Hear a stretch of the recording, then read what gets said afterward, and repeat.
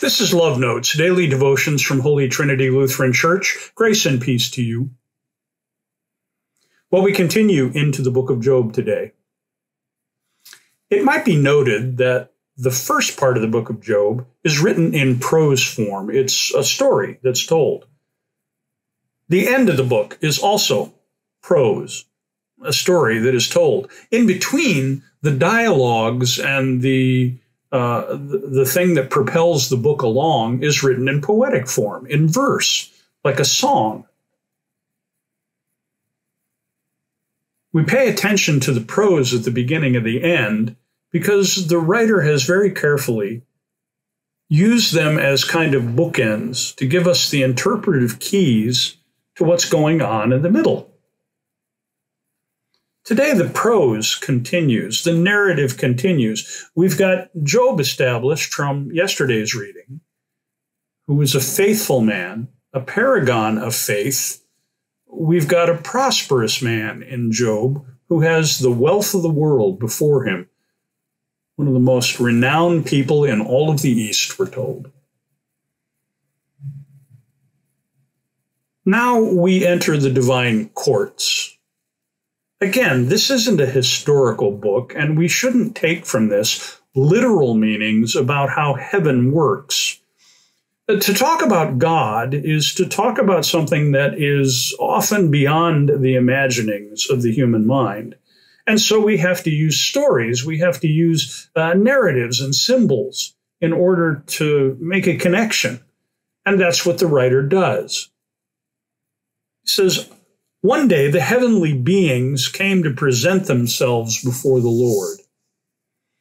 There's kind of an idea that there's a conference going on in heaven. God has assembled all of the, spiritual managers of the world in order to be in the presence of God so they can discuss what's going on.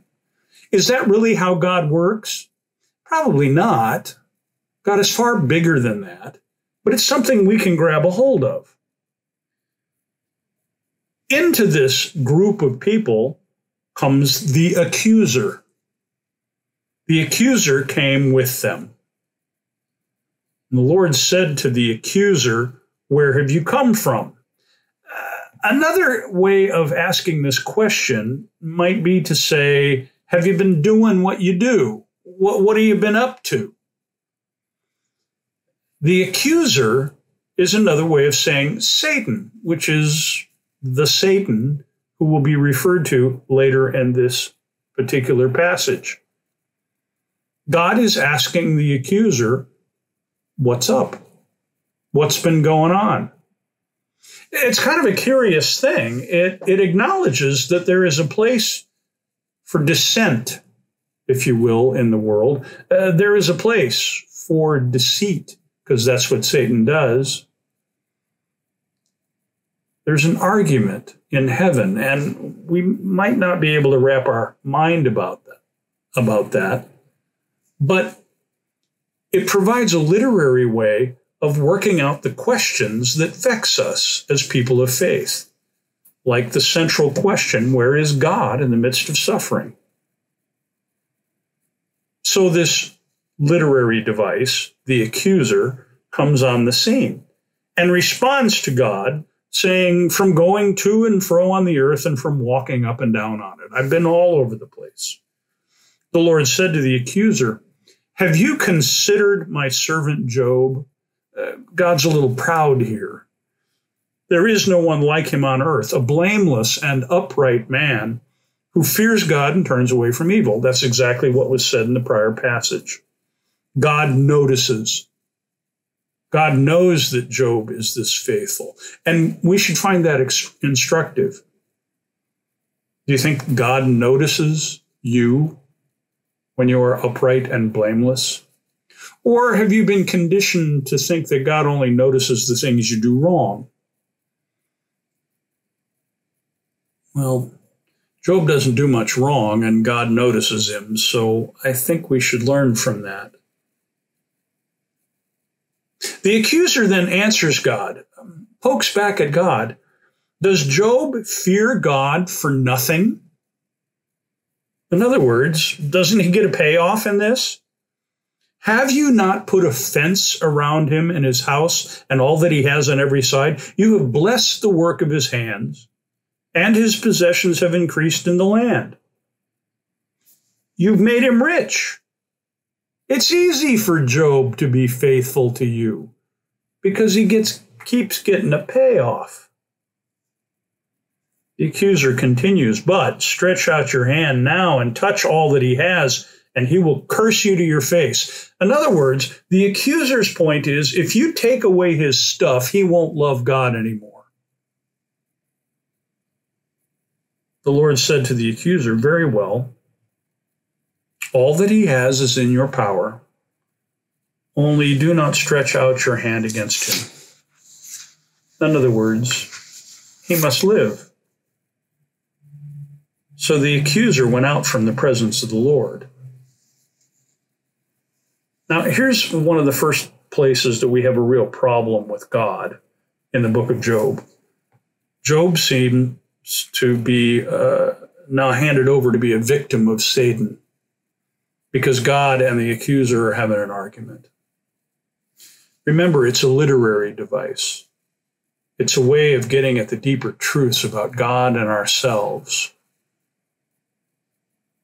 Is this exactly how God works? I don't think so. The revelation of God in Christ is of a gracious God.